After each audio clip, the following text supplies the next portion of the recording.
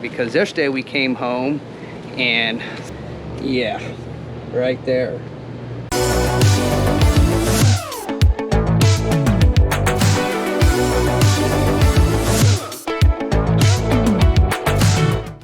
Well, it's another day in the camp and we got our first day off after working a 4-day work week.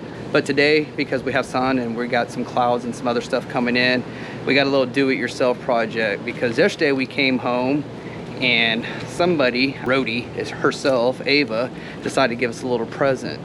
So we had to go pick up some tools today in order to get this job done.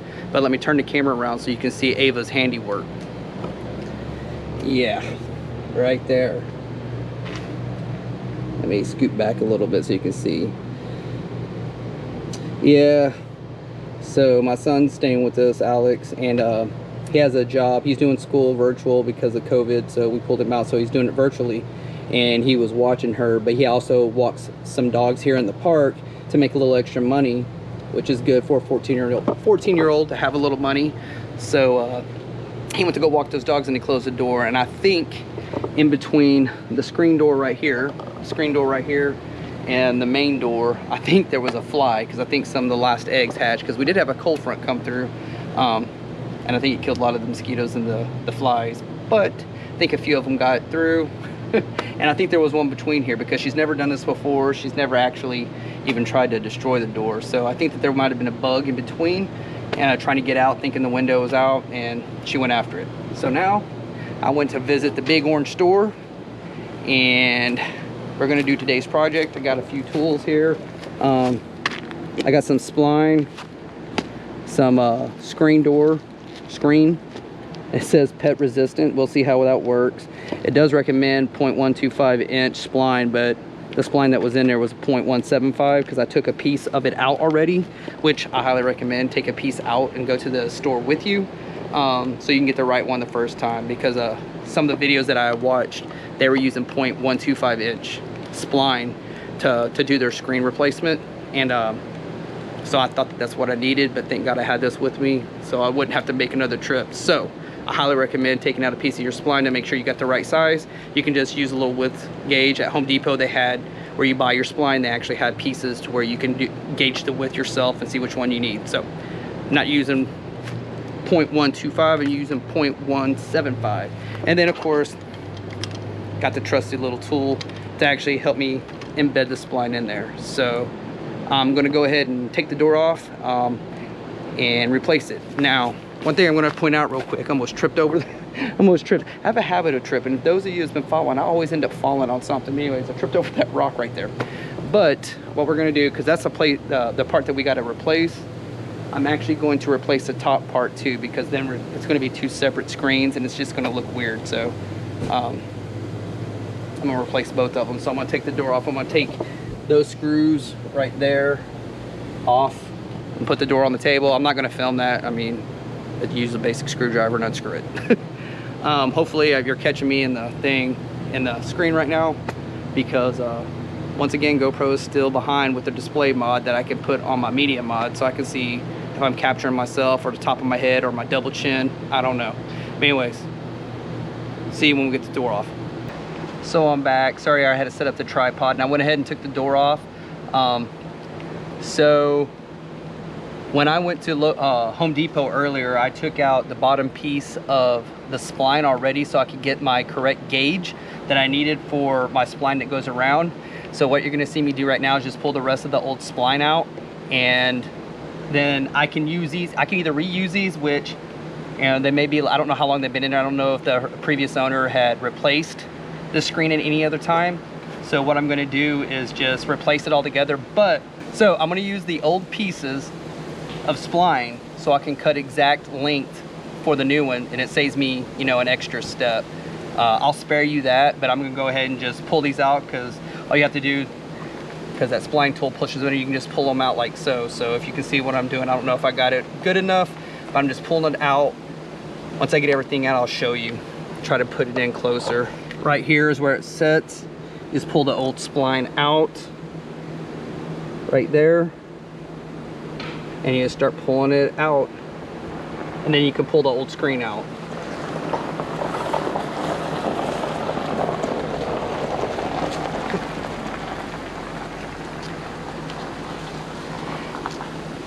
Yes, I'm in the park filming this right now, so because we're still here with Camper Force and we got a nice sunny day. I think it's supposed to get to around 80, 82 today.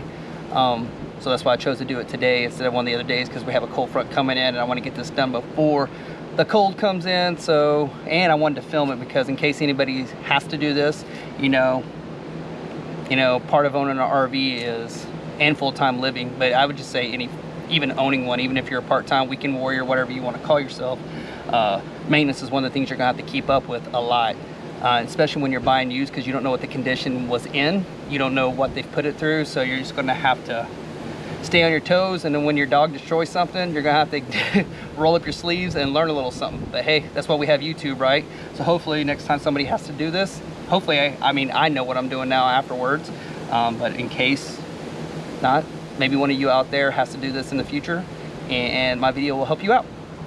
So what I did, I took the liberty and I went ahead and cut a piece of the screen. It says pet resistant. We'll find out if it really is. It is. I can already tell it's a little bit more durable than what the previous stuff, like the old stuff that's up there on the top, what it was.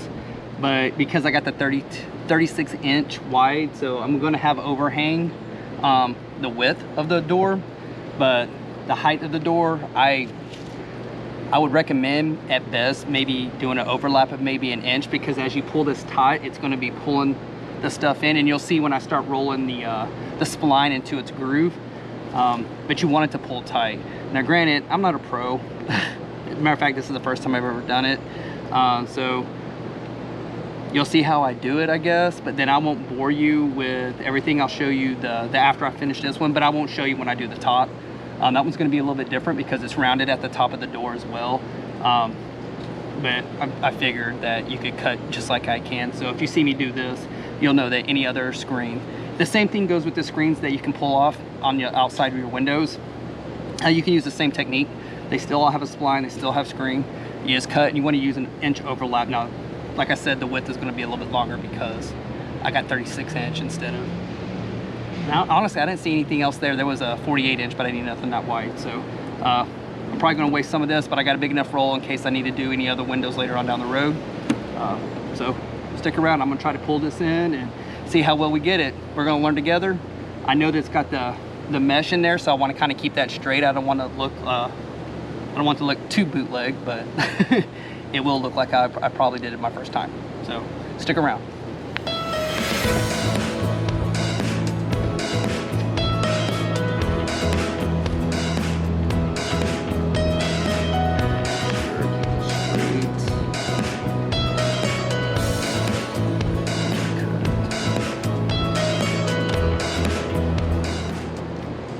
Where's the tool? There it is. Gotta get the tool.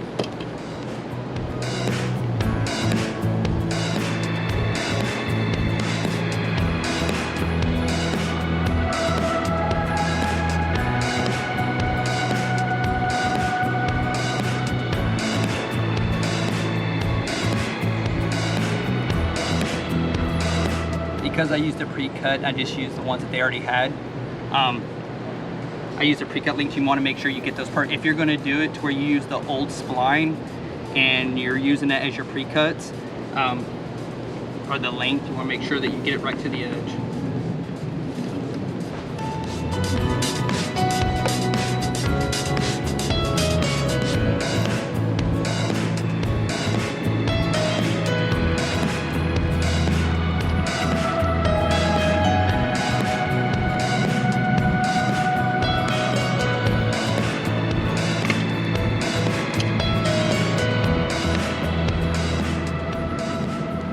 Once again, you just want to work your way down the inseam and make sure you're keeping this hash mark. I got a line that I'm using as my guide, and then we'll just go all the way around using all my pre-cuts. I'll go around the side, but yeah, you want to kind of pull this taut a little bit as you're doing it. It'd be great if Dan or Alex was out here helping me right now, but kind of got frustrated earlier, so I sent them to go walk Ava. So they're taking Ava to a dog park so I can get this done. But I'm gonna finish putting the rest of these in, and then I'll get back to you with the final result of the bottom piece and tell you the good and bad of just doing this one piece. So stick around. So what I've actually done right now is I've already put in the top and bottom of the spline. The top one's a little bit because you don't have no tautness to it yet. So the top, or whichever your first spline that you're gonna put in, it's kind of hard because you have no resistance. So you have to kind of try to keep it straight yourself. So yeah, it does take a little bit of time to follow that line. But the bottom part I did secondly. The bottom part I did second. And because I already had the top one in, I could pull the screen taut a little bit to get these in. So after that, it should be smooth sailing. I don't really have to try to force it so much or fight it to finish doing the sides. Once I get done, I'm gonna trim these outer pieces. The tool that I have actually comes with a knife on the end of it that retracts kind of like a box knife. So once I get done putting the two side pieces in, I'll go ahead and trim off the stuff, and then I'll show you the finished product of the before and after. Once again, I'm not a professional, so I know, be kind in the comments. I know some people are like, you should have done it this way, or you should have done it that way. This is my first time, but I'm willing to try instead of paying somebody else to do something that I can do myself. It's kind of like changing the oil in your car. Some people prefer to take it to a mechanic or a dealer and pay that enormous amount of money for them to change oil. I prefer to change it myself and have peace of mind. Just like you don't ever learn a new trade if you don't try. Yeah, I can watch YouTube all day, but I would rather watch YouTube and then put it to work. So once again, be kind. This is my first time doing it. I don't think it looks too bad. One thing I will say is that I cut my new spline to the exact length of my old spline, but that was already been stretched and taut, and it was probably put in by the dealer or the manufacturer a long time ago. So it was straight and already stretched. This, once I started putting the spline in, I mean, it grew probably about a ½ inch in length that I had to trim off, and I thought I had it exact. So just be wary of that. But I'd rather have too much than not enough to make sure that I have enough to fill the entire seam, the channel that the spline runs in. So the next time you see this, I will have the sides in, and I will have the excess trimmed off. I'll see you in a few minutes after I finish this up, and then I'll show you the whole thing afterwards once I finish the top as well, because that one looks like it's going to be a little bit of work because I got to cut that rounded part. So I don't know if you can actually see the difference. I flipped it over because this will be the part that is on the outside that anybody that's coming in will see. So the good thing about this is that the imperfections from the inside are going to be inside, so nobody's really going to see that too much. I do like the way it turned out. It's a little bit more durable. The strands and the I don't know, the woven pattern, it seems like it's a little more durable than this the manufacturers. I'm assuming it's the manufacturers. They never said they when we bought this RV, that they never said that they replaced the screens. But it seems a little flimsy. I mean, it's held up until Hurricane Ava decided to chew through it. But so now we're going to move on to the top. Obviously, I'm not going to bore you with that. I'm not going to show you that. You saw me do step by step. If there's any questions that you may want to know, go ahead and leave them in the comments below. Don't forget to like and subscribe. And go ahead and ring that bell notification so you can get notified. Make sure you hit all as well so you will know when we upload a new video. So I'm gonna get after doing the top part. As you can see, it's gonna be a little bit more tricky, but I'm just gonna put it in and then cut around it because it's got the curved top. But I'll show you the finished product when I actually hang the door back up on the RV. So I finally finished. It was a little bit trickier than what I thought of initially. It's really hard when you have curved tops, so the top was a little bit harder than what I was anticipating. The bottom looks pretty good. You can definitely tell a layman did it. Like I didn't know what I was doing, but overall it turned out pretty well. So I'm going to turn around. It's definitely better than having a big hole in the bottom. So I'm ready for a beer after that. I had to wait for Dan and Alex to get back. Like I said, they took Ava to the dog park. But yeah, without further ado, let's show you the end results. I'm gonna flip you around real quick. So let me make sure. There it is. That's the top. Those curves are crazy. The bottom. So one thing that I found when taking the door off, leave it latched in place. When you undo all 6 of your screws on the hinge, it makes it easier. It won't fall. At least mine didn't. So leaving it latched in place actually helped out a lot. Having 2 people is definitely better. It's hard to keep the spline straight because it'll want to twist on you when you're putting it in. if you can do it with 2 people, if there's another person there to help keep the spline straight, because it'll twist as you're actually putting it in the groove. But other than all, I'm pretty happy with my work. This is one of my first DIY, thanks to my dog. So there'll be more to come. Hopefully it doesn't hurt to resell because of my quality of work, I guess you could say. So I hope you enjoyed this.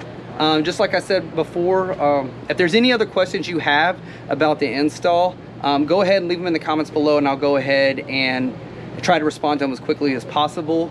Don't forget to like and subscribe. Be sure to share so your friends can, if they're out there thinking about the full-time RV life, it's not all, you know, sunsets and rainbows and beaches and mountains.